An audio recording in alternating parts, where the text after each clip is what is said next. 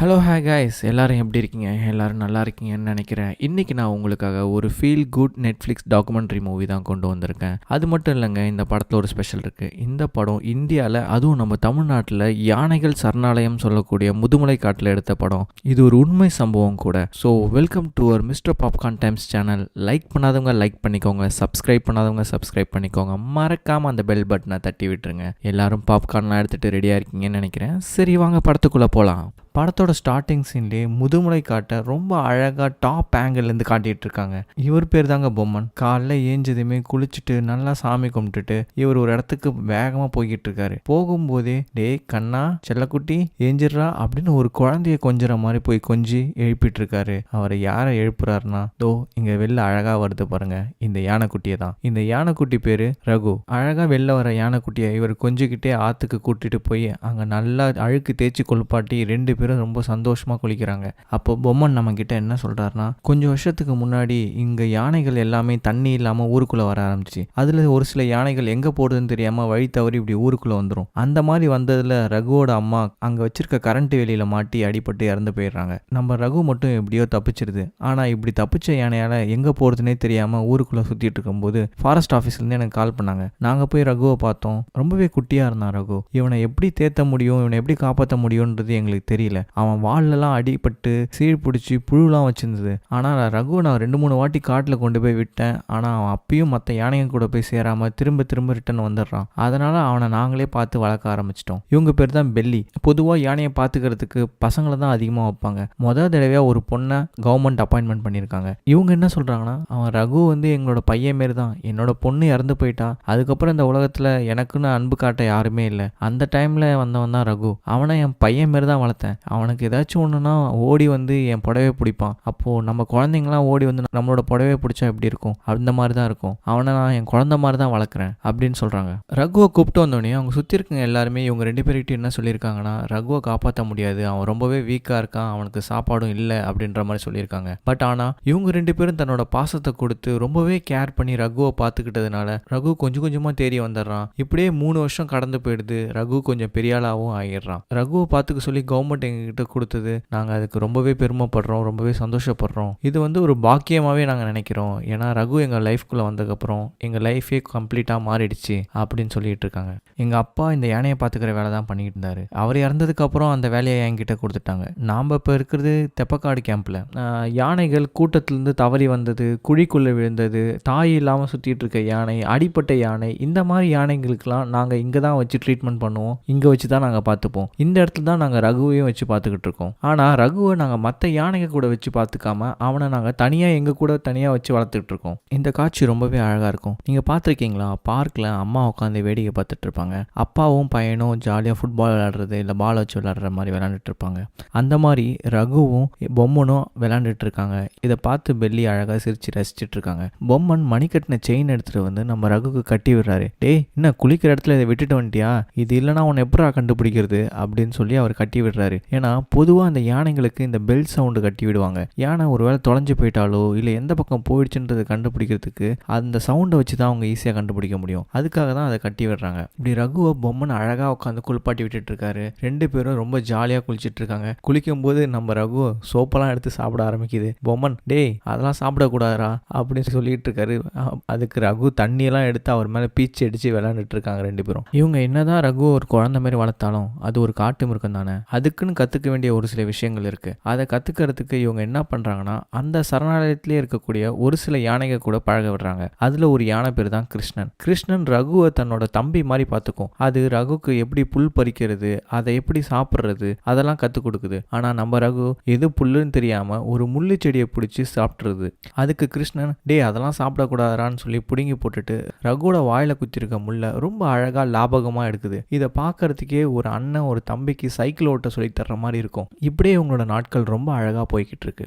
Belly அவங்க வாழ்க்கையில் நிறைய கஷ்டங்களை சந்திச்சிருக்காங்க. அவங்களுக்கு காடுனாலே ஒரு கட்டத்தில் ரொம்ப பயமாக இருந்திருக்கு. ஏன்னா அவங்களோட ஹஸ்பண்டை ஒரு புலியை அடித்து அந்த காட்டுக்குள்ளே இழுத்துட்டு போய் சாவடிச்சிருக்கு. அதுலேருந்து அவங்களுக்கு காடுனா ரொம்பவே பயமாக இருந்திருக்கு. அவங்க எப்போ ரகுவை வளர்க்க ஆரம்பித்தாங்களோ அப்போ அவங்களுக்கு காட்டு மேலே இருக்க பயம் கொஞ்சம் கொஞ்சமாக குறைய ஆரம்பிச்சிருச்சு. இவங்க எந்த அளவுக்கு அந்த காட்டை நேசிக்கிறாங்கன்னா, இவங்களும் பொம்மனும் காட்டுக்குள்ளே போகும்போது செருப்பே போடாமல் தான் போவாங்க. ஏன்னா அவங்கள பொறுத்த வரைக்கும் அந்த காடு தான் கடவுள். அவங்க அந்த காட்டுக்குள்ளே அவங்களுக்கு தேவையான பொருட்களை மட்டும்தான் எடுப்பாங்களே தவிர தேவைக்கு அதிகமாக அவங்க கொஞ்சம் கூட அந்த காட்டிலேருந்து எடுக்க மாட்டாங்க. அவர் இப்போ கூட அங்கே போய் ஒரு மலையில் கஷ்டப்பட்டு எப்படி தேன் எடுக்கிறாங்கன்னு பாருங்கள். நாம் இங்கே வீட்டில் உட்காந்துட்டு ஜாலியாக தேன் சாப்பிட்டுட்டு இருக்கோம். அஃப்கோர்ஸ் நம்ம சாப்பிட்றது எல்லாமே டூப்ளிகேட் தேன் தான். பட் ஒரிஜினல் தேன் எடுக்கணும்னா இவ்வளோ கஷ்டப்பட்டு தான் போய் எடுப்பாங்க. ஆனால் அவங்க தேவைக்கு அதிகமாக இதையும் எடுக்கிறது இல்லை. அந்த காடையும் அவங்க ரொம்ப மதிக்கிறாங்க. இவங்க இந்த வேலைக்கு எடுக்கிற ஆட்கள் எல்லாமே அந்த ஊரில் சேர்ந்த பழங்குடி மக்களை மட்டும்தான் இந்த மாதிரி யானையை பார்த்துக்கிறதுக்காக வேலைக்கு எடுக்கிறாங்க. ஆனால் இங்கே இருக்க யாருக்குமே யானையை பார்த்து பயம் இல்லை. ஏன்னா அவங்க யானை கூடயே பழகிட்டு இருக்காங்க சின்ன வயசுலேருந்து. அது இல்லாமல் யானையை தெய்வமாக பார்க்குறாங்க.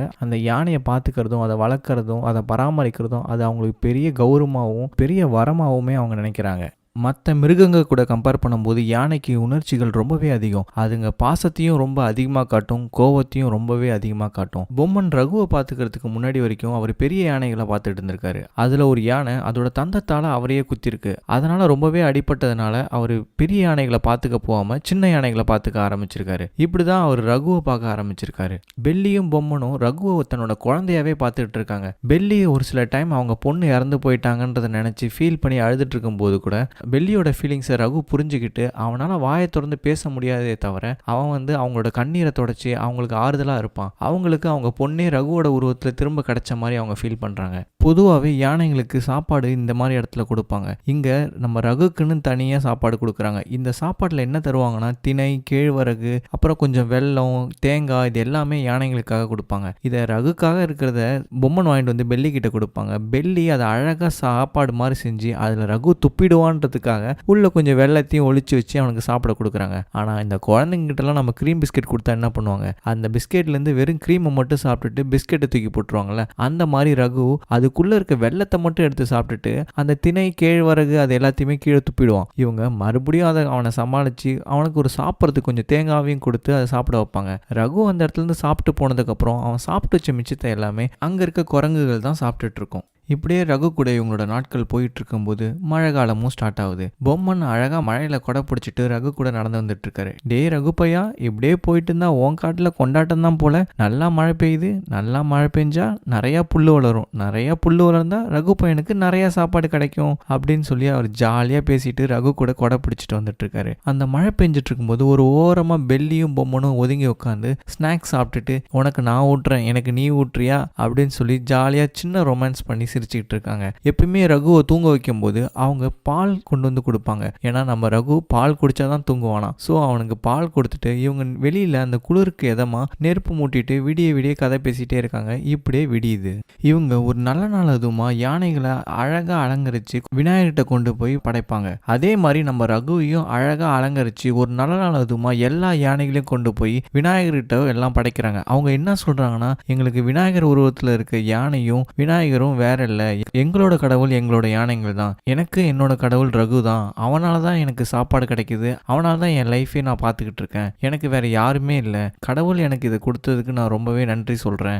யானைகளை ஒரு கடவுளா பார்த்துக்கிட்டு இருக்காங்க அந்த இடத்துல. இப்படியே கொஞ்சம் கொஞ்சமா மழை காலம் முடிஞ்சு வெயில் காலம் ஆரம்பிக்குது. கொஞ்சம் கொஞ்சமா அங்க இருக்க மிருகங்கள் எல்லாம் சாப்பாடு இல்லாம பட்னியா இருக்க ஆரம்பிக்குது. வெயில் காலம் ஆரம்பிச்சா கூடவே காட்டுத்தீயும் ஆரம்பிக்கும். இந்த மாதிரி சமயத்துல தான் யானைகள் ஒரு இடத்துல இருந்து இன்னொரு இடத்துக்கு இடம்பெயர்ந்து போகும். அந்த மாதிரி போற சமயத்துல தான் நிறைய யானைகள் அதுங்க கூட்டத்திலிருந்து பிரிஞ்சோ இல்ல தாய்கிட்ட இருந்து பிரிஞ்சோ தனியா வந்துடும். அந்த மாதிரி சமயத்துல திடீர்னு நம்ம பொம்மனுக்கு ஒரு கால் வருது ஃபாரஸ்ட் டிபார்ட்மெண்ட்ல இருந்து, நீங்க சீக்கிரமா வாங்கன்னு. பொம்மனும் பெல்லியும் உடனே அங்க கிளம்பி போய் பாக்குறாங்க. அப்போ உள்ள இருந்து அழகா ஒரு சின்ன தும்பிக்கை வெளில வருது. பெல்லி ஒரு கிரீம் பிஸ்கெட்டை கொடுக்குறாங்க. அதை டக்குன்னு வாங்கிட்டு உள்ள போயிடுது. மறுபடியும் வெளில வருது, மறுபடியும் அவங்க பிஸ்கெட் கொடுக்குறாங்க. மறுபடியும் வெளில வருது, மறுபடியும் அவங்க பிஸ்கெட் கொடுக்குறாங்க. அதுக்கப்புறம் அந்த சின்ன தும்பிக்கை அவங்க கையை பிடிச்சி உள்ள இழுக்குது. அப்பதான் ஃபாரஸ்ட் டிபார்ட்மெண்ட்ல சொல்றாங்க, ஃபர்ஸ்ட் ஒரு சின்ன யானைக்குட்டியை சக்சஸ்ஃபுல்லா வளர்த்தது நீங்க 2 பேர் தான், அதனால இப்ப காட்டுல கிடைச்ச இந்த யானைக்குட்டியும் நீங்க தான் வளர்க்கணும் அப்படின்னு சொல்லி கொடுக்குறாங்க. இந்த யானைக்குட்டி பேர் தான் அம்முக்குட்டி. இந்த அம்முக்குட்டி இவங்க ஃபேமிலியில ஒரு ஆளா ஜாயின் பண்ணிட்டாங்க. இந்த அம்முக்குட்டி இப்ப வீட்டுக்கு கொண்டு வந்ததுமே பொம்மன் அவ கூட ரொம்ப ஜாலியா விளையாட ஆரம்பிக்கிறாங்க. யூஸ்வலா குழந்தைங்க நம்ம எல்லாருக்குமே இருக்கும்ல சின்ன வயசுல அந்த சிப்ளிங் ப்ராப்ளம், அதாவது அண்ணன் தங்கச்சிக்குள்ள இருக்கிற ஒரு சின்ன பொறாமை. அந்த மாதிரி புதுசா நம்ம இருக்கிற இடத்துல யாரா அது புதுசா வந்திருக்கா அப்படின்னு சொல்லி ரகுக்கு ஒரு கோவம். இப்போ எங்கெல்லாம் அம்முக்குட்டி இவங்க கூட விளையாடுறாளோ அப்பெல்லாம் ரகு வந்து கூட வந்து அவளை முட்டி முட்டி தள்ளுவான், இது ஏன் இடம் அப்படின்னு. அதே மாதிரி அம்முக்குட்டியும் ஒரு கட்டத்துக்கு அப்புறம் ரகு கிட்ட வந்து சண்டை போட ஆரம்பிக்கிறா. எங்க எப்போ ரகு கூட யார் வந்து நின்னாலுமே அம்முக்குட்டி குறுக்கால வந்து நின்றுவாளாம். ஸோ இவங்க 2 பேருக்குள்ள இந்த பிரச்சனை போய்கிட்டு இருக்கு. அப்படியே ஒரு வாரத்துக்கு அப்புறம் கொஞ்சம் கொஞ்சமா அம்முக்குட்டியும் ரகுவும் சமாதானம் ஆகி அண்ணன் தங்கச்சி ஆயிடுறாங்க. இவங்க ஃபேமிலி இப்படியே 4 பேரும் ரொம்ப சந்தோஷமா இருக்காங்க. பொம்மனுக்கும் பெல்லிக்கும் எந்த சம்பந்தமுமே இல்லை. 2 பேரும் தனித்தனி ஃபேமிலி. இவங்க 2 பேரையும் ஒன்னா கனெக்ட் பண்றது நம்ம ரகுவும் அம்முக்குட்டியும் தான். இதை நெட்ஃபிளிக்ஸ் டாக்குமெண்ட்ரி டீம் வேணுனே பண்ணாங்களா இல்ல உண்மையாலுமே இவங்களுக்குள்ள லவ் இருந்ததான்னு தெரியல. ஆனா பொம்மனுக்கும் பெல்லிக்கும் திருமணத்துக்காக எல்லா ஏற்பாடும் நடந்துட்டு இருக்கு. ஒரு வழியா அவங்க ரகுவையும் அம்முக்குட்டியும் நல்லா அலங்கரிச்சு ரெடி பண்ணிடுறாங்க. அவங்க பழங்குடி மக்கள்ல, ஸோ அவங்க வழக்கத்தின்படியே இவங்க 2 பேருக்கும் கல்யாணம் நடக்குது. இதை நெட்ஃபிளிக்ஸ் டீம் டாக்குமெண்ட்ரியா ரெக்கார்ட் பண்றாங்க. இந்த ஓடி வராங்களே ஒரு குட்டி பொண்ணு, இவங்க பேர் தான் சஞ்சனா. இவங்க பெல்லியோட பேத்தி. பெல்லிக்கு இருக்கிற ஒரே சொந்தம்னா அது இவங்க தான். இவங்க டெய்லி சஞ்சனாவை கூட்டிட்டு யானை கிட்ட போவாங்க. ஏன்னா சஞ்சனாக்கு சின்ன வயசுல இருந்து யானைனா ரொம்ப பிடிக்கும். ஸோ சஞ்சனாக்கு கொஞ்சம் கொஞ்சமா யானையை எப்படி பார்த்துக்கணும், எப்படி பராமரிக்கணும்ன்ற விஷயத்த டெய்லி இவங்க சொல்லி கொடுத்துட்டே இருக்காங்க. அது மட்டும் இல்லாம பெல்லிக்கும் பொம்மனுக்கும் என்ன வேலைனா டெய்லி யானைக்கு பால் கொடுக்கறதும், அதுங்களுக்கு சாப்பாடு கொடுக்கறதும், அதுங்க தங்கியிருக்க இடத்த கிளீன் பண்றதும், அதுங்களை கூப்பிட்டுட்டு போய் குளிப்பாட்டி கொண்டு வர்றதும் தான் இவங்களோட மெயின் வேலை. இந்த வேலையை எல்லாமே அவங்க எப்படி செய்யறாங்கன்றத சஞ்சனாவை பார்க்க வைக்கிறாங்க. இவங்களுக்கு அப்புறம் இவங்களுக்கு அடுத்த வர தலைமுறைகள் இதை பண்ணுவாங்களா இல்லையான்னு அவங்களுக்கு தெரியல. பட் ஆனால் இதெல்லாம் கற்றுக் கொடுக்க வேண்டியது அவங்களோட வழக்கம்னால அதெல்லாம் அவங்களுக்கு சொல்லி கொடுக்குறாங்க.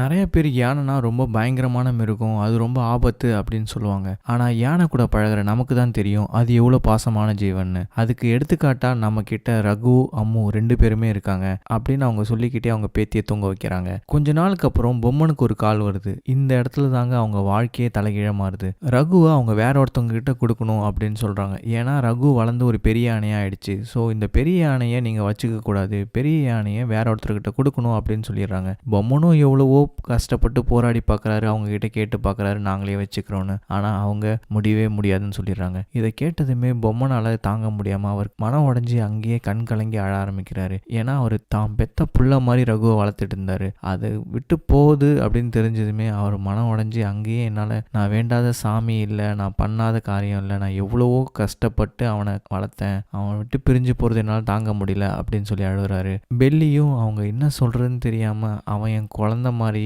நான் எனக்கு பிறந்தவங்க மேல வச்ச பாசத்தை விட அவன் மேல ரொம்ப அதிகமா பாசம் வச்சேன், நீங்க யானை கிட்ட நீங்க எவ்வளவு பாசம் கொடுக்குறீங்களோ அந்த அளவுக்கு பாசத்தை மறுபடியும் கொடுக்கும் அப்படின்ற மாதிரி சொல்லிக்கிட்டு இருக்காங்க. ஆனா ரகு அங்கிருந்து கூப்பிட்டு போறாங்க. இவங்க மனுஷங்க, இவங்களுக்கு எல்லா ஃபீலிங்ஸுமே புரியும். ஆனா அங்க இருக்க அம்முக்குட்டிக்கு இது எதுவுமே புரியல. ரகுவை அம்முக்குட்டிக்கு தெரியாம சைலண்டா வெளில கூப்பிட்டு போறாங்க. ஆனா அப்பயும் அம்முக்குட்டி ரகு போறதை பார்த்துட்டு கத்துது, டே அண்ணா எங்கடா போற அப்படின்னு கத்துது. ரகு மறுபடியும் அலறி அடிச்சுட்டு திருப்பி அம்முக்குட்டி கிட்ட வருது. இந்த மாதிரி 3-4 தடவை ட்ரை பண்றாங்க. அம்முக்குட்டியை விட்டு ரகு வரவே இல்லை. ஒரு கட்டத்துல அம்முக்குட்டிக்கு கொஞ்சம் கொஞ்சமா தெரியாம ரகுவை கூட்டு போயிடுறாங்க. இது போனதுனால பெல்லியும் பொம்மனும் அதனாலேயே 4-5 நாள் சாப்பிடாமலே சோகத்துல இருக்காங்க. ஆனா அம்முக்குட்டி என்ன நடக்குதுன்னே தெரியாம அதுவும் கொஞ்ச நாள் சாப்பிடாமலே இருக்கு. அப்புறம் அம்முக்குட்டி வந்து பெல்லி கிட்ட அவங்க கையெல்லாம் தேடி தேடி பாக்குது. அப்ப அவங்க கேக்குறாங்க, என்ன தேடுற, ரகுயா தேடுற, ரகு இங்க இல்லம்மா அப்படின்னு சொன்னதுமே வா வந்து படுத்துக்கோ அப்படின்னு சொல்றாங்க. அம்முக்குட்டி சோகத்துல அவங்க மடியில படுத்துக்குது. நடுராத்திரில கூட எஞ்ச அம்முக்குட்டி ரகுவை தான் தேடிட்டு இருக்கு. இதை பார்க்குற பொம்மனுக்கு என்ன பண்ணுறதுனே தெரியல. மறுநாள் காலையில் அவங்க அம்முக்குட்டிக்கு பால்லாம் கொடுத்து சமாதானப்படுத்துகிறாங்க. இப்படியே நாட்கள் போது கொஞ்சம் கொஞ்சமாக அவங்களுக்கு அட்லீஸ்ட் அம்முக்குட்டியாச்சும் நம்ம கூட இருக்காளேன்னு சொல்லிட்டு அவங்க வாழ்க்கையை பழையபடி சந்தோஷமாக ஆரம்பிக்கிறாங்க. பெல்லி வாழ்க்கையில் பல கஷ்டங்களை பார்த்துருக்காங்க.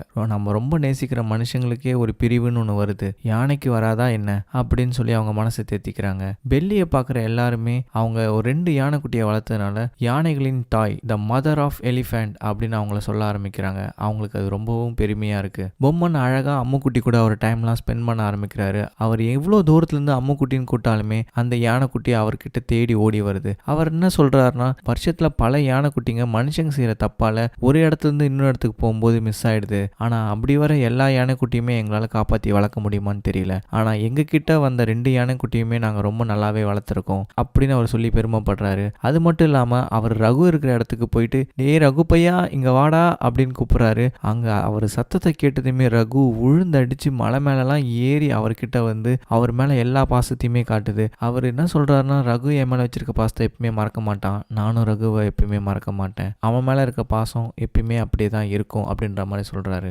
அம்முக்குட்டி கூட அந்த ஊர் மக்கள் எல்லாருமே கொஞ்சம் கொஞ்சமா ஜாலியா பழக ஆரம்பிக்கிறாங்க. அந்த ஊர்ல இருக்க எல்லாருக்குமே யானை மேல இருக்க பெரிய பயம் எதுவுமே இல்லை. அந்த சின்ன குழந்தைங்க முதற்கொண்டு, ஏன்னா அந்த குழந்தைங்க தான் அவங்களோட அடுத்த எதிர்காலமே. அந்த குழந்தைங்க கூட யானையை பார்த்து பயப்படாம யானையை குளிப்பாட்டுறது, அதுங்க கூட விளையாடுறது, தந்தத்துல ஏறி நிக்கிறது, அதுங்களை ரொம்ப குழந்தை மாரி பாத்துக்கிறதுன்ற மாதிரி இவங்களே குழந்தைங்க. ஆனா இவங்க அந்த யானைகளை குழந்தைங்க மாரி பாத்துக்கிறாங்க. ஸோ அவங்க ஃபியூச்சர்ல யானையை பாத்துக்கிறதுல அவங்களுக்கு எந்தவித பிரச்சனையுமே இருக்காது. அவங்க இளமை பருவத்தில் எப்படி இருக்க போகிறாங்கன்றத அவங்க இவங்கள பார்த்து கற்றுக்குறாங்க.